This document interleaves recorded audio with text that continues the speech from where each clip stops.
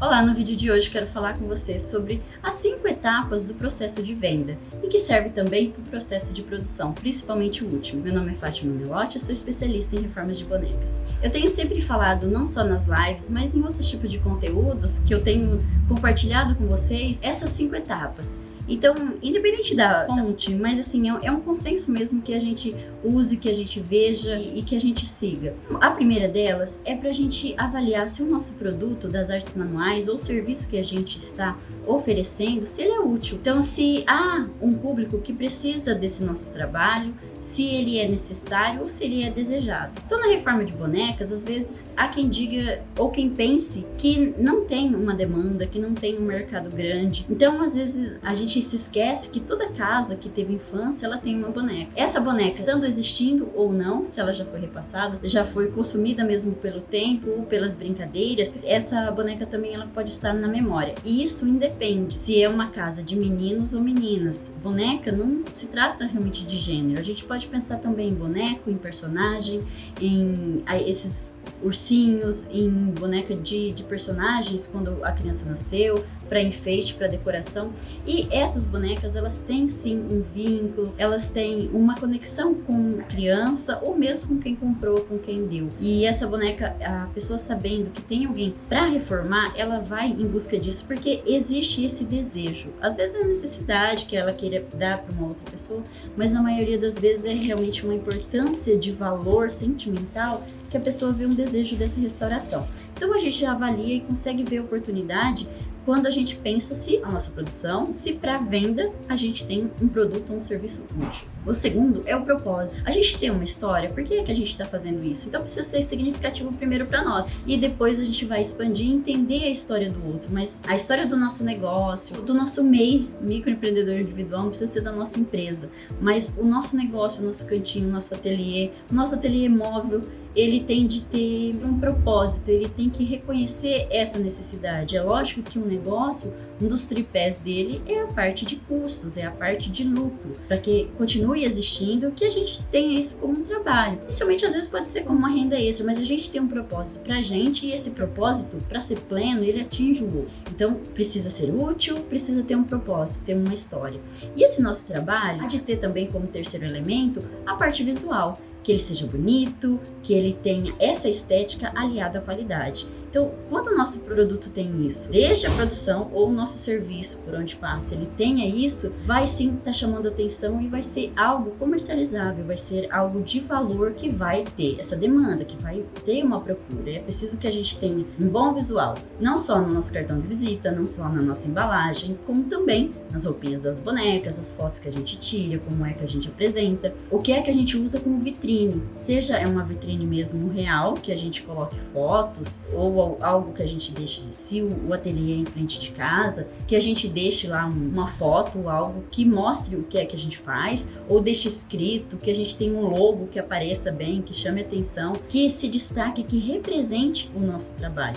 Ou uma vitrine virtual, em que a gente tenha sempre postagens, que a gente esteja colocando aquilo que mostra e simboliza o nosso trabalho e a beleza dele. É muito interessante quando a gente pensa em estética e qualidade, porque na reforma de bonecas aparecem muitas bonecas que já houve essa tentativa. Então eu tenho vídeos aí gravados dizendo assim, não coloque cola, não tente unir essa parte aqui de vinil, a parte do forro com cola, porque a pessoa que não conhece alguém que faça a reforma de bonecas, essa necessidade, esse desejo que eu disse anteriormente, ele é tão forte que acaba fazendo com que a pessoa se disponha a tentar fazer. Eu tô com uma aqui mesmo que a pessoa utilizou pra, como se fosse o forro, a roupinha de criança, e foi enchendo aqui com roupas, tem até onde eu já tirei aqui, tem bastante coisa que não é mesmo o enchimento comparado ao original ou aquele que a gente coloca, que é o plumante. E aí, nisso daqui fica desproporcional, porque olha, esse era o tamanho de um dos bracinhos. A cabeça da boneca, quando a gente pensa nela aqui inteira, e por que que veio? Alguém tentou fazer, virou, realmente se tornou uma boneca, como se fosse assim a parte anatômica? Sim, mas isso daqui não tem a beleza de que a criança precisa. Então houve uma reclamação da criança, uma insatisfação da criança, um desejo de ter a boneca, mas mais próxima da original. Não adianta falar que vai comprar outra boneca, porque a criança quer essa boneca. Então o responsável sentiu a necessidade de procurar um profissional para que refaça isso daqui o mais próximo daquilo que é também do ideário da criança, da lembrança que ela tem da boneca quando chegou para ela originalmente e de uma boneca que é comprada. Então isso daqui, esse visual é muito valioso, né? E o nosso trabalho vai realmente mostrar a grande diferença que pode ter. Então assim, a pessoa tentar, a pessoa fazer com que atender essa necessidade que a criança está aparentando é comum, né? E aparentemente às vezes pode parecer fácil, mas esse resultado não está contento. E aí volta muito forte aquilo de desejo, necessidade e a procura pela gente. Então a nossa venda está mostrando o produto que a gente já tem pronto, o visual, e a pessoa que tentou fazer, comparar com o nosso, ela vai ver a necessidade que ela tem de vir procurar o nosso trabalho. E aí que entra também a quarta parte, que é o público. Eu preciso entender que público que é esse. Estou refazendo essa boneca aqui e eu vou atender uma criança. É diferente de eu estar refazendo se essa boneca já fosse de uma adolescente, para colocar apenas como decoração, ou colocar sobre a cama, ou saber que ela está ali salva. Algumas crianças e mesmo adolescentes denominam a boneca como doente. Tá faltando alguma coisinha para ela não tá saudável, essa daqui não é a minha boneca, não reconhece aquela boneca anteriormente, tá faltando alguma coisa. Essa daqui é para criança, então para esse meu público, eu tenho já feito o forro, que é de um tamanho realmente que vai ficar proporcional às partes dessa boneca, e essa boneca, ela vem com um peso de quase meio quilo aqui na cabeça. Esse corpinho, mesmo ele estando cheio de várias outras coisas, roupas que faz o peso, ele tá distribuído uniformemente, e também assim, não tem maciez. Então o que eu vou fazer para essa criança, considerando também que a maioria das crianças são vidradas no conceito e na forma de boneca reborn? Então é colocar o peso distribuído, colocar o peso aqui dentro, colocar peso no bumbum da boneca, vai ficar um peso parecido, só que é um peso bem distribuído, que lembra mesmo a estrutura usada para fazer as bonecas reborn. Então isso vai atender esse público de forma inclusive surpreendente, porque o que é que a criança está esperando? O tamanho proporcional da boneca, a boneca limpinha, com uma roupinha nova, mas o peso vai agregar. E esse é o combinado com a cliente que veio primeiro, que é o adulto.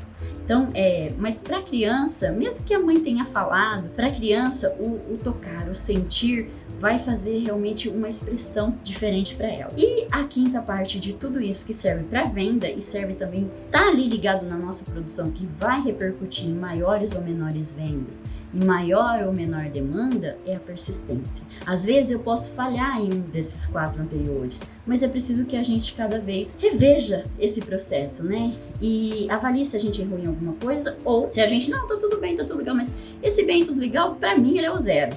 A gente precisa estar sempre incrementando, vendo alguma coisa, repensando, para que nessa apropriação de resultados eu vou repensar sobre tudo aquilo que eu fiz. E cada boneca é diferente, né?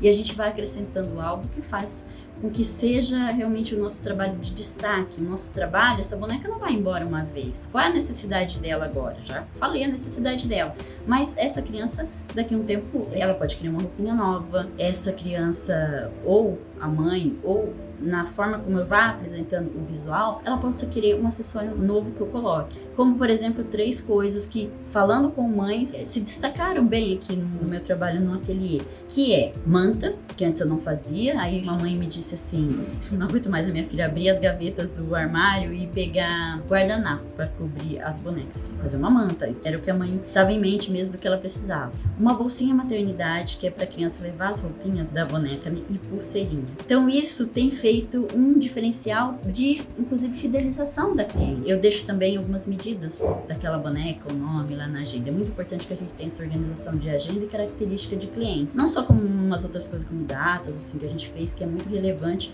a gente ter esse permanente contato. O cliente não é uma vez. Pode ser que alguém pense que reforma de bonecas é reformar uma boneca, pronto, acabou, tchau. Não é isso. A gente tem que estar sempre em contato e mostrando o nosso trabalho para fidelizar esse cliente, para que ele fale da gente, para que aumente cliente, para que naturalmente quem veio procurar o nosso trabalho saia satisfeito de tal forma que fale da gente beneficamente, e para quem não viu ainda ou passou só pelo nosso trabalho, ela tem esse reforço dito pela outra pessoa. Por isso que a persistência, às vezes a gente tem umas pedras no caminho, né? Mas a persistência vai fazer com que o nosso trabalho se revele mesmo como necessário, o nosso trabalho como útil, que tem um propósito, que tem um bom visual e que entenda o seu público. E essa persistência faz com que, por exemplo, que eu estou aqui num outro lugar, fora do ateliê, e voltando aquilo da forma como eu comecei, que era com uma caixinha, sentada no sofá, fazendo sem ter o meu espaço. Então eu estou em uma outra cidade, trouxe tudo que eu precisava, a boneca, já trouxe isso daqui costurado, já trouxe a areinha que eu preciso usar na boneca. E eu tô aqui numa mesa em que eu tô fazendo esse trabalho, inclusive com a tesoura, inclusive com os agregamentos que eu preciso, copinhos descartáveis para pôr a areia, e, né, tudo eu trouxe nessa bolsa. Então coloca tudo aqui, eu uso muito essa caixa com essas partezinhas menores para eu não perder. E aí, o ateliê, o trabalho vai comigo. Então eu vim aqui cedo, preciso ficar aqui, tenho um compromisso até o final do dia e trouxe o trabalho junto. Isso que, esse meu trabalho não é renda extra, esse é o meu trabalho permanente. Consigo atender as alunas, está aqui o celular, está com a internet, e trouxe aqui o meu trabalho e ainda fazendo um vídeo pro canal, porque é algo que durante que estar fazendo e pensando nas conversas em que as pessoas mandam alguns comentários, não é hora de persistir, é hora de mostrar isso, que a gente, independente de que estágio que a gente esteja, no começo ou não, a persistência é permanente e é essa persistência que faz a gente escolher qual das duas portas a gente vai abrir, a porta do sucesso ou do fracasso. Então tá sempre, todo dia, a gente levantar, fazer a sua conexão espiritual, saber que tem um propósito, metas e colocar ações. E é isso com que faz que a gente possa passar por essas 5 etapas. Às vezes você nem precisa saber a nomenclatura delas, qual que é o nome da primeira e da segunda. É esse caminho que a gente faz permanente. E ao chegar na persistência, faz com que a gente volte e pense de novo. O meu trabalho, o que eu tô fazendo agora, ele tem que ser útil, ele tem que ter um propósito, ele tem que ter um bom visual e ele tem que atender o meu público. E é assim que a gente consegue, tanto na produção como na venda, estar nessa porta do sucesso. E a gente está sempre colocando esse tipo de conteúdo, são dicas, são esse mundo das bonecas. Se você já faz parte dele ou se você tem interesse em entrar, acompanha a gente nas redes sociais, se inscreva no canal e a gente está sempre por aqui toda semana.